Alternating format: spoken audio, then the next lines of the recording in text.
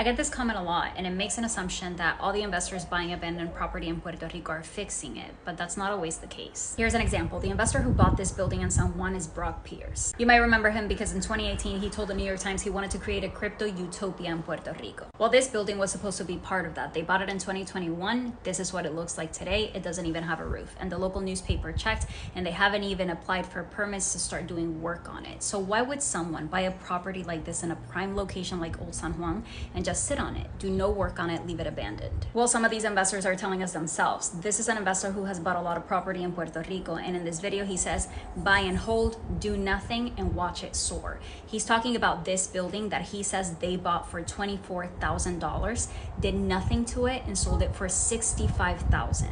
Now, the new owners apparently haven't done anything to it either. He says he believes this building is now worth more than $200,000.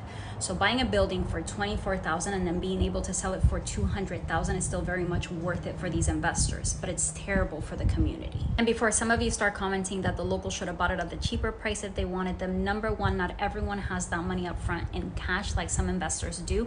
And number two, not everyone has access to the ways in which these properties are being sold. I'll tell you about that in another video. But just know that some of the abandoned buildings you see have already been bought by investors who are holding them. The one who bought this building held it for 7 years, even as the community needed this space for their survival.